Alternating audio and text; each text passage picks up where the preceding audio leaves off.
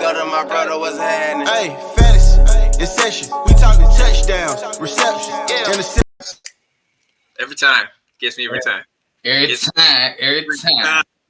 Good morning, people. Welcome back. Welcome to Tuesday morning here at the Fantasy in Session channel. Hopefully you're watching, you're listening. I don't actually know where this thing's going on. Oh, there it is. Subscribe to the YouTube channel. Hit the little bell somewhere down below. Comment down below.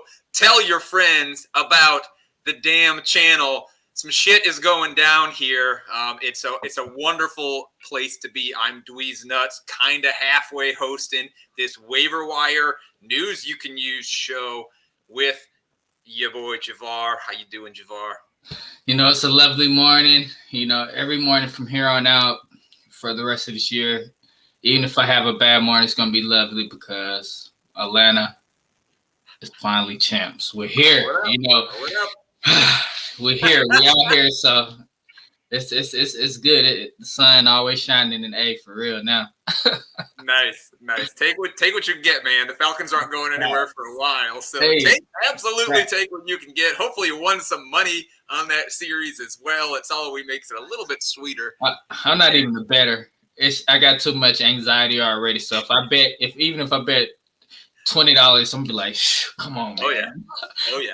I got a lot of sports betting friends that swear up and down they just will not touch their teams. They will not bet the Lions. You know, I'm here in Michigan, right? They will not touch the Lions. They won't touch the Tigers in a bet. It's a no-go. It doesn't matter how good the line looks. Right. They absolutely won't touch them because there's too much anxiety wrapped up in the game already. But we're not a baseball show. Nobody gives a shit about baseball. For now. Until next year, until April.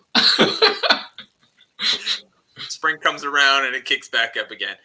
We're going to talk this week, as we do every Tuesday morning, or whenever you're listening to this show, watching this video. We're going to give you some news. We're going to talk waiver wire pickups for Week 10 in your fantasy league. We're going to talk some trade targets, maybe a couple of guys that you might be trading away at this point, trading high on to get some value back. But I guess we should start. We just started the news, which the news feels really anticlimactic to me over the last few weeks that we've been doing these shows. Every week there's a big injury. Derrick Henry goes out, right? Like something major is happening in the news. Well, there's a lot of things to talk about news-wise here, but it doesn't feel like any of them are as big a deal as we've seen over the last few weeks. So let's jump right into it, right? Trevor Lawrence goes down in this game this week, probably fine. He's probably fine. He's going to play. Came back in anyway, right? He might be a little limited in mobility, but look, man, he's limited. You probably not starting him anyway. He's limited all year by the offensive line play. It doesn't matter if he's not. Nobody's mobile enough to get it done behind that offensive line. Or the head coach. Wow. Oh my God. Zeke injured in his game, hurt his knee, came back in. He's probably fine. Darrell Henderson gets injured in his game. He's probably fine. None of these guys are going to miss any time. We got a trio of running backs who got concussed this week. Damian Harris got concussed this week, who's been playing really well for you. Ramondre Stevenson, who looked like a damn stud in the game this week, got concussed. We'll see which of those two, if either of them has to miss any time. The concussions are weird, man. You never know how long it's going to take for a guy to work his way through the protocol. It could look awful and he'll be back in 2 days, or it could look like nothing at all and it takes 2 weeks. So keep a close eye there. We will talk about some replacement options for those guys just in case a little later on in the show. Zach Moss concussed in this game. Same thing, right? Just kind of watch what's happening. We don't actually know. We won't probably know until pretty late in the week. So maybe we're going to make some moves now just in case if you have the room on your roster. The only guy that's not really fine, Chase Edmonds. High ankle sprain. Chase Edmonds out of his game after the first play. Probably not going to be back for a few weeks. High ankle sprains are tough on running backs especially. So he's gone. Obviously, James Conner steps out as the RB1 this week. Huge deal. There's Eno Benjamin fans out there that are really excited. We'll talk about He did run somebody up. I was like, okay. Yeah. Oh, yeah.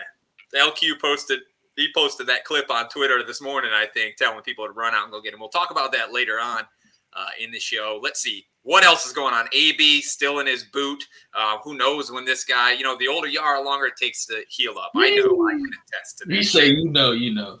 Oh, my God, dude. Everything hurts, and I didn't get run over by a large man. Sam Darnold getting an MRI in the shoulder, but who gives a shit if he's injured? He's fucking terrible at football. Russell Wilson coming back this week. That is kind of a big deal. Pretty quick recovery for that whatever he tore in his finger. Remember that shit? The finger was he's just kind of moving it around, flicking it. It's like, bro, it's something messed up. No, yeah, bro, it's something really messed up. Yeah, it looked terrible. Like, I'd have been crying on the ground when that shit happened. But he's back. He's going to be back for the Green Bay game. Big news. Michael Gallup coming back. I've been a fan of Michael Gallup for a long time. I don't know that. And again, we'll talk about this in the waiver portions. I don't know that he's going to be quite ready to step into a large role, but that offense does have something to prove next week. So they may score 80, right? And he might get into it right.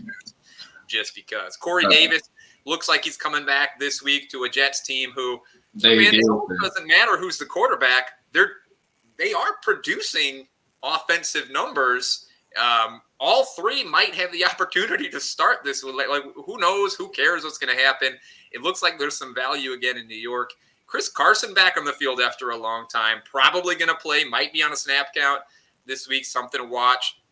I just said it a minute ago. Zach Wilson probably going to be back at practice this week, so he might be able to play. Mike White is going to be healthy again. He might be the starter out there. Who knows what's going to happen at quarterback there? Almost doesn't matter. Go get your Michael Carters, go get your Elijah Mitchells, go get your. It's too late. Not Elijah Mitchell, Elijah Moore, right? Go get your Corey Davises, whatever. It's too late, bro. It's too late for Michael Carter for sure. Oh, you yes. could have got him for a second, like the first, second week, third week of the season, but it's over with for him. What about Ty Johnson? Ty Johnson's available. You can still get him, yeah. You can still get, and he's useful as long as Mike White is in. Ty Johnson will be useful, and so yeah, I like him as a flex play. Not interested. But teams, we got Aaron Rodgers. We won't know if he's back until Saturday. Won't know if he's back. Last two pieces of news for you. D-Jack's probably going to be a Las Vegas Raider. Does anybody care? I don't give a shit. I guess Odell Beckham Jr. probably going to be a Seattle Seahawk. Does anybody give a shit? Like, no. See, there's a lot of news. None of it seems that important, though. I do. I do not want OBJ in Seattle, bro. Leave Metcalf alone, my boy. Okay, yes. Alone. Please leave him alone. Let the man do his job out there. Right. I don't think Beckham's a threat to any of those guys on that team. Let him. Who cares? Who cares? All right, that's it for the news. Not a whole lot of news that seems really important. A couple of injuries that you kind of have to keep your eye on going through the course of the week here. Just to see what will happen. It doesn't look like Kyler will be back. I feel like it'd be a mistake if they try to rush Kyler back onto the field. They have a bye, I think, next week. So hopefully they sit him, and you're fine with whatever backup quarterback. I picked up Derek Carr, had a really shitty game in relief, but this week another good matchup. So we'll see. Watch the injury news. Unfortunately, it's Tuesday morning, so we don't know a whole lot. We won't really know a whole lot probably until Thursday on a lot of these guys. So keep your ear to the grind. So I'm sure you guys do plenty of shows where you're going to give people the real news they need. Later. I just want to give out the teams on bye. This week is Chicago Bears, Cincinnati Bengals, Houston, Texas, and New York Giants. So it's only really one team that has a lot of fantasy value that is out. So a lot of people probably won't have to pivot this week. Probably be a less. Did you not see Darnell Mooney score twice in the game last night? Come on. That's my boy. You know what I'm saying? But that's a mistake. The Bears are fucking terrible, man. That's for next year. Hopefully, a new offense coordinator come in and new everything. New coach, new GM, new OC. Maybe we keep the DC, but right. Tough situation. It was a tough game to watch last night. They almost came back to put some pressure. I'm glad I didn't watch it, man. Some really dumbass penalties. I mean, like in the last drive when the Steelers are trying to, in the last minute and a half, trying to come back and tie the game up. 2 plays in a row did the defensive tackles line up across the neutral zone and just give them free yards. Like, why are you giving away free yards? The stupidest fucking penalty. I think there was 14 penalties on the Bears last night. That's coaching, man. And then here's my real gripe. And I know this is not a Monday Night Football review show, but here's my real gripe. Okay, so for the people that were watching this game, Justin Fields and the Bears get the ball back with 40 seconds left, no timeouts. They have it at the 25-yard line. They're throwing those 8, 10, 11-yard out routes and getting out of bounds, moving the ball down the field a little bit here and there, trying to get into field goal range, down by 2 at this point in the game. And then on the last one of these, the ball gets tipped down. Now, if you kick the ball from where you're at, it's a 65 or 66-yard field goal, or you can take the Hail Mary. Those are your only 2 options because that last pass got tipped down, would have put you in good field goal range. Now, our kicker, Cairo Santos, has never made a kick more than 55 yards in his career. If you're the head coach of the team, one of your jobs is to know what your kicker can do and know what your kicker cannot do, right? So from 65 and a half yards, they went ahead and threw him out there and let him kick the ball, and he couldn't even get it to the fucking end zone. Like, why do you put him out there when there's a 0% chance a guy that can't kick 66 is going to make a 66-yard field goal? Give Justin Fields and his big arm the 2% chance that he's going to complete. What the fuck kind of coaching decision is that? Give yourself a 0% chance instead of a 2? I'm sorry. That's coaching where it's like, bro, I don't know what I'm doing. Get me out of town. Yeah. Holy shit. Like, you thought maybe today will be the day that this guy finally adds 10 yards to his leg? Come on, man. That just doesn't happen. Right. Maybe you thought that was Tucker from Baltimore. Is that you? I see it. You switched jerseys. You're on my field. I see it. Thank you. Go. When did we get that guy? Who cares? Put him out there. All right, let's get into the waiver wire here. This is what the people are here for. Who are we going to be picking up? Who are we going to be dropping? We're going to talk a handful of receivers. We're going to talk a handful of running backs. Again, no huge injuries with guys that you're going to be rushing out to the waiver wire to get those replacements on. So it's a little more tactical in a week like this where, not a lot of big bye weeks. You mentioned it, that you have to replace guys. Not a lot of big injuries that you have to suddenly go replace guys. Instead, here you're looking for guys that might help you over the next few weeks, sort of sneaky ads that maybe they'll be coming on in a week or two, and you'll be ready to play them. Guys that you might just be picking up to stash because there's some potential there. And I've got a big list. Are we ready for this? Are we ready for this? He's too early, man. Too early. So let's kick it off. The first guy, we're going to start receivers here. The first guy I'm going to name for you, he is 65% owned at last check. So he may not be available in your league, but 35% is enough that I want to put him on the show, at least mention him to the guys watching. And it's Hunter Renfrow, Las Vegas Raiders, Hunter Renfrow. Now, you might be thinking I'm picking Renfrow because Ruggs is gone all of a sudden and he's going to be the guy, or, D-Jax is coming in. I don't think he's worth anything. None of that matters. None of that changes anything that's going on for Hunter Renfrow. With Ruggs gone last week, it was Zay Jones that stepped into that role and took 96% snap share, whereas Renfrow maintained like a 60 to 65 is where he's been all year. Doesn't matter what else is going on this team. Derek Carr likes to throw the ball to Hunter Renfrow. He's 5th most red zone catches on the season, top 20 in receptions in the entire league so far this season. He's led his team in targets in half of their games. In the other half of games, it was Darren Waller, and then Hunter Renfrow was second. This is a big volume guy. He was a volume play last year as well. He was a volume play for part of 2 years ago as well. The biggest difference for me with Hunter Renfrow this year versus Hunter Renfrow of the past is that red zone stuff. 5th most red zone catches in the entire league thus far this season.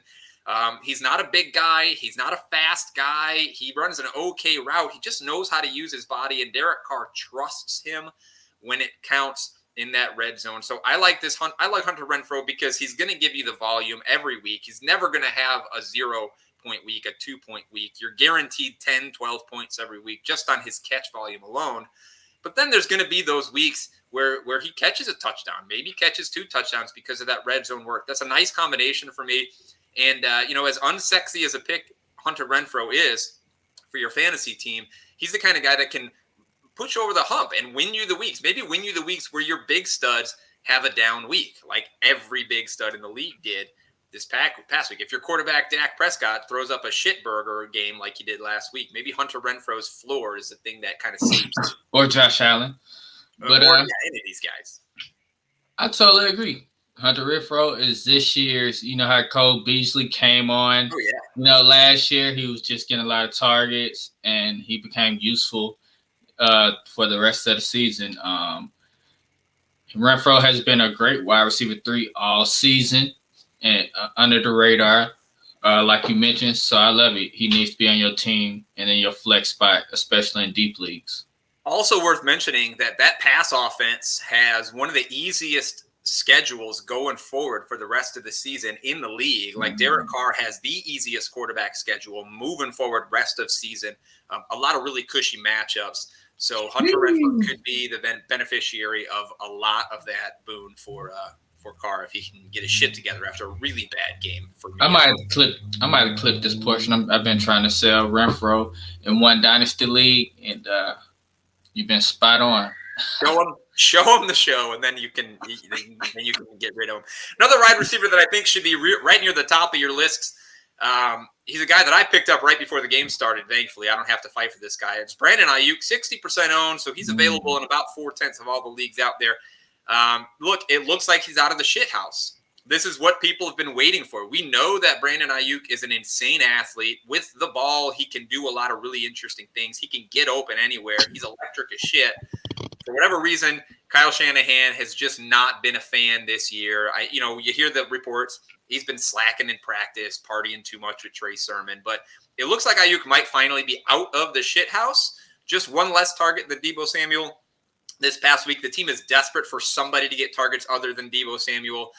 If Aiyuk really is ready to start playing, he fumbled, so we'll see if that hurts his standing with those coaches. But if he's really ready to take back what is rightfully his volume-wise on that team, I think he's going to be a really nice addition for teams moving forward as a guy that can have some really big games. Yeah, definitely. If he's out there, you got to pick him up. He's on an explosive offense, and like you said, his time might be coming out of the doghouse. Deebo is still battling a couple injuries, so they might be limiting him. And yeah, definitely get this guy, bro, for real. Even if you just send him on your bench, you never know. Pick him up and stash him. Now it's a little concerning that Kittle's back as well, and Kittle's But Kittle played last week. Everybody played last week. He put up a decent game. And he still out-targeted him. So we'll see. But I think Aiyuk is somebody that definitely needs to be on your roster. If not in your starting lineup just yet, definitely on your roster. I'll throw a handful of wide receiver names out here. Now, we don't have to go deep on a lot of these guys, but Corey Davis only owned in about 60% of leagues as well. Worth checking out because when he's playing before he got injured, he was absolutely worth something, and that offense seems to be getting a little bit better. Guys like Elijah Moore, Van Jefferson, 43% owned. All these guys are probably worth taking a look to see if they're available. Certainly, none of these guys are going to immediately jump into your starting lineup, probably, but they're all guys that I think are worth picking up and stashing, because if the Elijah Moore volume was legit and it maintains at all when Corey Davis comes back, that dude is another dude that can take it to the house on any given play. Van Jefferson might be the third best wide receiver. I mean, he is the third best wide receiver on that team, the fourth in targets on that team, but he's still a top 25 target getter in the league. The Rams have 4 guys inside the top 25 for targets inside the 10-yard line. 4 players on the Rams land inside the top 25 for targets inside the 10 across the league, and he's one of them, right? So, like, even if he's the 4th receiver on the team and nobody's giving him any love, put him on your bench. Should, God forbid, something happen to one of those other guys ahead of him, that's huge volume for this guy. And in good matchups, this passing attack can get it done all the way down the list. Any of those guys, Elijah Moore, Van Jefferson, Corey Davis, really stand out to you as somebody that you like more than the others? No, I'll probably go with Elijah Moore because I feel like Elijah Moore got more upsides, more targets that he could eventually get there down the stretch, whether Van Jefferson is really waiting on an injury. He's going to get his 6 targets per game, somewhere around there, and catch 3 to 4 of them. But the Lions, they're a real good team, and they may not have to throw the ball sometimes, whether the Jets are always going to throw the ball. Absolutely. And it's going to be fantasy, numbers there. So, yeah, I like both of them, but in the order, I like Elijah Moore. And then I'm sorry, I just got me some stock money from Jock Peterson. He put on his page, he was like, yeah, I'm giving out, what championship hangover, he's giving out stocks, like $100 worth of stocks to a person. Just cash up your name and whatever, put your cash app on there. And then I just got the email while I was in here, like, what is this money? And I see Jock. So shout out to my boy. Wow, look at you getting paid just sitting around. You know, it feels good. You lucky son of a bitch. I've never won anything in my life. Fuck off. All right, I'm going to give you 2 more names, and these guys may not be necessarily just pick up and stash names. These guys may be 2 guys that over the next few weeks might not do much, but at the end of your playoff, end of fantasy playoffs, at the end of your fantasy season, these are 2 guys that you can get now that might end up being legitimate studs on your team. The first one is a guy that we've said on this show a few times, still only 36% owned. Rashad Bateman is an incredibly talented wide receiver, and you know, that team seems to be passing the ball more. Sure, Hollywood Brown is getting 19 targets a game or whatever the stupid number it is. But Bateman is demanding his work, and he will continue to get more and more of it as the season goes on. The other guy that I think you should go swoop up is Michael Gallup. And again, I know he might be some people's idea of the 3rd best receiver on that team. But easiest strength of schedule for wide receivers going forward is the Dallas Cowboys. This is an offense that now has something to prove over the next few weeks. He may take a few weeks coming back off that injury to get to his full snap share, but they love Michael Gallup on this team. They like to throw the ball deep from the 35-yard line into the end zone to Michael Gallup every time they get there. Every time you see a 2nd and 5 from the 30 to 40-yard line, the Dallas Cowboys are going to take a deep shot to Michael Gallup, and he doesn't catch all of them, but he catches enough of them. I think those 2 guys are guys that could end up doing legitimate work at the tail end of your fantasy season. Go see if they're available. I love Bateman this year. Lamar Jackson is throwing the ball north of 30 times a game, whereas last year he was somewhere in the low 20s. So it's more opportunities there. Since Bateman came back, he's getting like 20 to 24% of the target share at wide receiver, rookie, and he's catching at least half of those. So I love Bateman. He's real useful. He's just a touchdown away from being into wide receiver 2, numbers per week. So I love Bateman. Gallup, you attach to that offense. We've seen what he can do already. So I'm just worried about when he come back, is that going to be Schultz targets taken away from him towards Gallup? Yep. So that'll be something to watch for people who picked up Schultz off of the waivers this year. Yeah, I mean, you hear it all the time, and it's almost a trope at this point in fantasy football. But like Rashad Bateman's breakout is coming, and you just want to be on the right side of that, right? Pick him up before he breaks. Pick him up before he breaks out. It will happen. He will have a week where he scores 2 touchdowns and goes 120. You just want to have him before that, right? So make that happen. Let's talk. I only have 3 running back names for you guys, and I have them for very different reasons. And I don't really know how much I feel like anybody should spend on these guys outside of well, none of them. But let's start with my first guy, and this guy is a pick him up for this week only back. I want to be clear about this. You pick him up this week, you play him, and then you drop him. So don't spend all of your fab on him. But it's Devin Singletary, Buffalo Bills. We know the Buffalo running game is not something you want a piece of normally, but there's two big pieces that need to be pointed out, right? Zach Moss is concussed. So will he miss time? We don't know. We don't know how long it's going to take him to work through that. If he misses time, then Devin Singletary has a backfield to himself, him and Josh Allen, right? If he doesn't miss time, Devin Singletary has a role on this offense. It's not a huge volume role, but it's a role, okay? Number 2, the second reason you need to go throw some fab at Devin Singletary is the big one, and it's that this week the Buffalo Bills play against the New York Jets. And the New York Jets are an absolute goldmine for running back 1s or running back 2s on or 3s.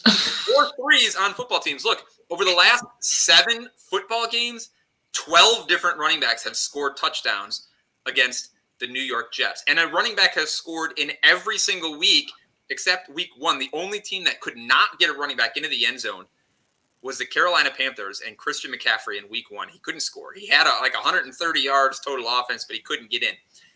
12 running backs over the last 7 weeks have scored. I don't care if Zach Moss is back. I like Devin Singletary's chances to get into the end zone.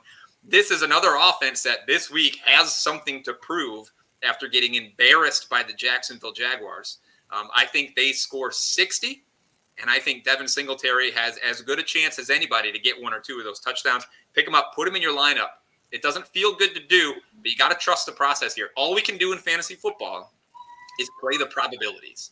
And the thing that is probably going to happen every week is that running backs are going to score touchdowns against the Jets. I can dig it. I can definitely dig it. So do it. Two other running backs here that I think you are worth a look for almost the exact same reason. Brandon Bolden is probably worth a look, only owned in 10% of leagues. Damian Harris and Ramondre Stevenson, like I said earlier, both concussed. Should one or, both of them end up missing the game this week, Bolden's going to be the guy that steps in and gets the bulk of that work. If just one of them misses time this week, I think they're still pretty comfortable giving Bolden work in the running game and the passing game. He did step in after these guys got hurt, 8 carries for 54 yards, another 27 through the air last week. His snap share has been increasing each of the last 4 weeks anyway, with all these guys on the field. I think he's worth picking up to see what happens. Now, if Damian Harris and Ramondre Stevenson are both healthy, I wouldn't play Bolden, but you want him on your bench just in case one or two of these guys miss time, because he will be a valuable volume start for you this week. Do you like Brandon Bolden? Do you think either of these other two guys are going to miss time? Are you spending anything on only 10% on Brandon Bolden this week? If I'm in a pinch like Edmonds went down, I'm interested in one of these two backs, and I'm listening to see if the starter backs are going to be out because of concussion. I more so would, if like Zach Moss is out and the running backs from New England are out, I probably like Bolden a little bit more. I feel like he's going to get at least a lot of receptions and get that running game where you're going to be very useful in PPR. But that's where I'm at with it. I like both of them in a pinch, and they're going to be for some flex plays this week too. It is totally possible that your 3 running backs on your roster are Joe Mixon, David Montgomery, and Chase Edmonds. Like, that is something that could have happened in your draft this season. So you may be left without a running back at all. Those are great. These guys are great replacement guys for this week that you can go snag, throw in there, and get some work. The last guy that we have to mention, because I feel like you just have to mention it, right? Eno Benjamin, Arizona Cardinals, 0% owned. He is absolutely free. Like, people will be going to spend some fab on him this week because he had a couple of big plays. Personally, I'm going to let the people in my league spend up on this guy. Maybe I'll talk him up in the chat board. Maybe I'll put that clip where he runs through that guy in the chat board to score his touchdown. But I'm not going to spend any money on him because, look, let's say he does step in and get the Chase Edmonds role in that backfield with James Conner. It's not really a very productive role. It's not a very valuable role when Kyler Murray's back. There's a chance Kyler Murray comes back this very weekend. If not, they have a bye. None of the next 3 games or 4 games are good matchups. They play Carolina and New Orleans, like some really tough run defenses. So I don't really like Eno Benjamin at all, to be honest with you. There's nothing about this situation other than the fact that Chase Edmonds is hurt and he had one good play that is attractive at all to me. Now, do you disagree? Do you want to spend some fab on him? Are you an Eno? I would say this. I watched most of the game, and like Edmonds got injured early in the game, but we didn't see Eno until like late in the game, and they were up. The game was basically over. So, that's not good energy I'm getting, from what I've seen. Like, he was out, but they gave Conner all of the burn until the end when the game was over. So that's something I'm worried about. I don't mind if you got somebody on your bench that you can drop to pick them up just to sit on your bench because you need running back depth. I don't mind it, but I don't see myself or think anybody should be playing them this week. If it's going to cost more than a $0 fab bid, like, I'll throw a $0 bid on them, but I ain't paying $1. I'll keep my money. I'm going to keep it. Nobody's giving me $100 for free. So, like, I'm going to keep what I have.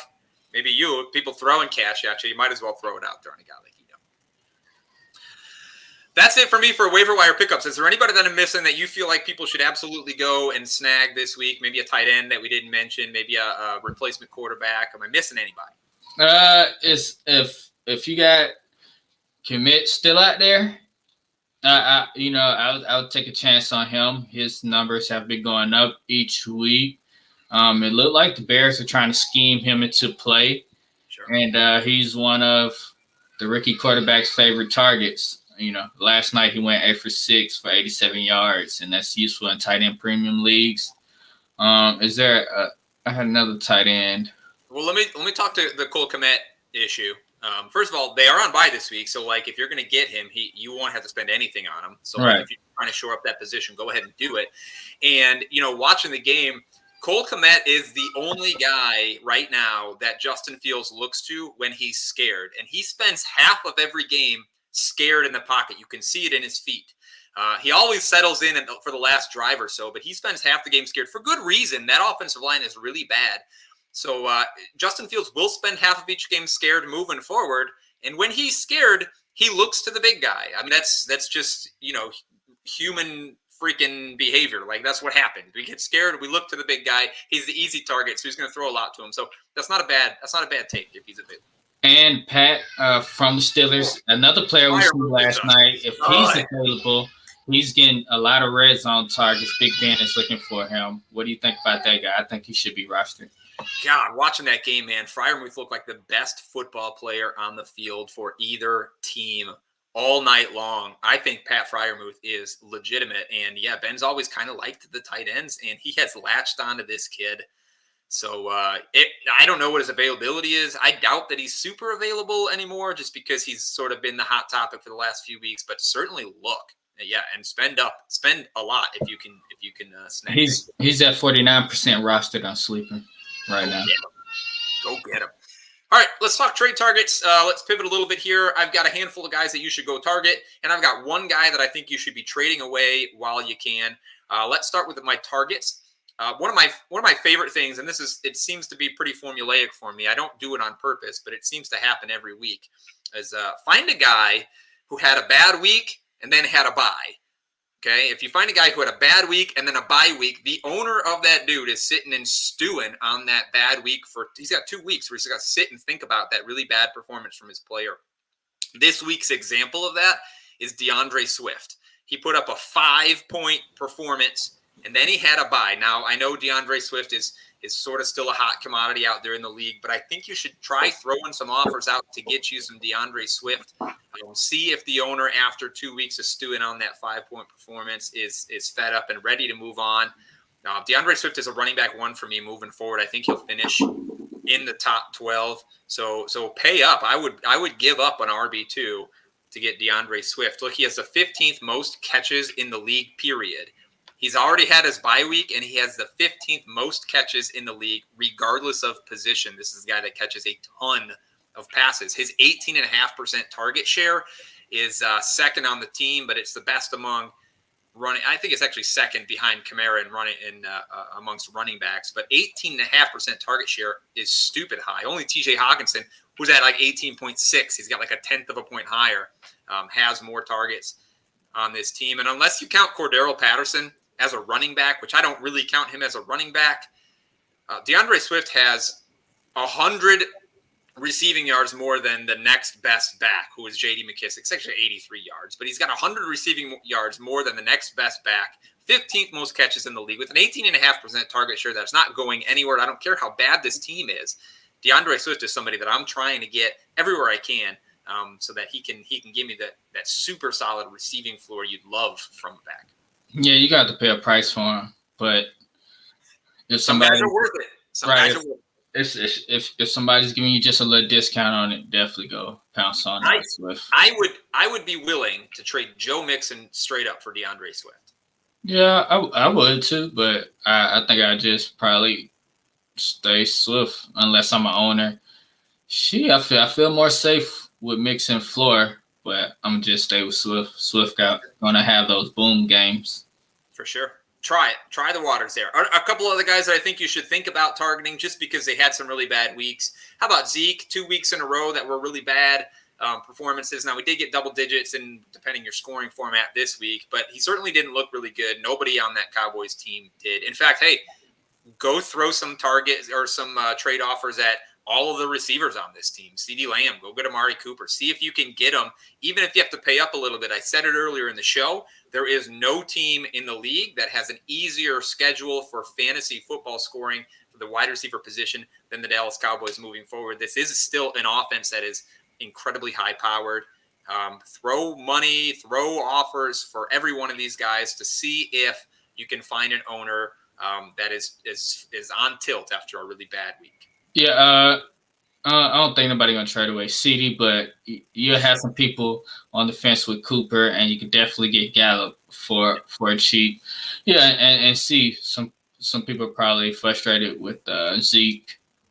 You know, that's like 4 down weeks this season or so he's done had. So yeah, 2 like in a row now, 2 in a row. Mm-hmm. 3 other running backs that I think you can try to go get. May have to pay up for these guys, but if you're looking at their schedules rest of season, the Denver Broncos have the easiest running back schedule rest of season by a long shot. So whether you're a Javonte Williams guy or a Melvin Gordon guy, I think going to try to get one of those 2 guys. I think Gordon's probably cheaper just because Javonte Williams is a young hotness. But both of these guys might be really beneficial to your team later on as the schedule gets easy. Darrell Henderson also has a really easy schedule moving forward.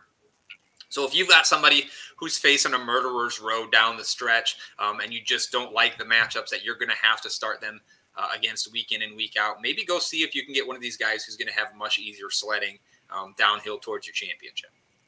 I can dig it. I like them. Lastly, trade bait. One guy that I think you should trade away while you can. It's James Conner. We said his name already. 3 touchdowns this week. The running back one this week. And I mentioned some of the reasons why you want to get rid of him now when we were talking about Eno Benjamin, right? There's only one good matchup in the next 4 weeks. And that's the 4 weeks where Edmonds is likely to be out. So Edmonds will be back. And as much as James Conner's still performing week in and week out, scoring, he's got most touchdowns in the league of any running back, right? Chase Edmonds does demand some work. He takes opportunity share away from Conner. So when he comes back, that'll happen. Kyler Murray is going to be back on the field sooner rather than later, which means they don't have to just give the ball to James Conner on every play like they did last week.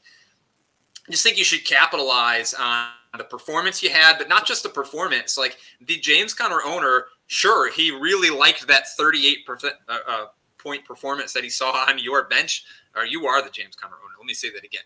Other people in your league will really like to see the 38-point performance on your bench.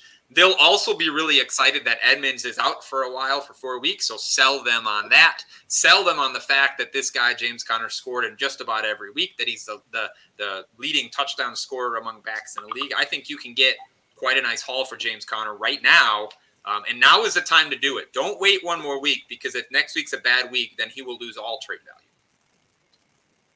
value. Love it. You know, like you said, he got a hard schedule. Edmonds will be back. Even if you don't trade him, I think he'll be useful just because the offense is so explosive. He's going to score, as we've seen. So make sure you get some back. Like if you need a good wide receiver, you're a Ridley owner, go trade kind of for a wide receiver to get whatever on your team that you lack in that upgrade there. That's what I would use Conner for. Whatever you can get for him is going to be worth more than the 25, 30 yards and a touchdown he's going to score each week for you once Edmonds is back. So go make it happen. Am I missing any trade targets, trade baits, somebody that we should talk about, or are we done? One person I would mention is Claypool. He should come on eventually. He done had a couple. Ever since Juju's been out, he haven't really had that boom week that we're looking for. That owner may be down on them and may trade Claypool for something lesser. So that is one person I would target, especially in Dynasty. I would definitely target Claypool. I doubt they move in Dynasty, but you never know. But that's one person I'm trying to target is Claypool. We've said that guy's name a lot in this segment of the show. He's absolutely needs to be a trade target for you. He's awesome on the field. He's awesome to watch. And another guy who's likely to have a big breakout game at some point this season. I think Ben Roethlisberger is the thing that's really holding him back. But it'll happen for him this season, and certainly in the future should they have at least a decent pass thrower back there next year and moving forward. So I like that call a lot. All right, Javar, I think that's it for us, man. I think our morning is over. I think we've given the people everything they need to go win their waiver wire, maybe make some great trades, and put themselves in a position to take this thing home. What a good show. See you here next week. You know what's going on. Yeah, fantasy, it's session. Yeah. fantasy, inception, fantasy, inception, fantasy, inception, fantasy.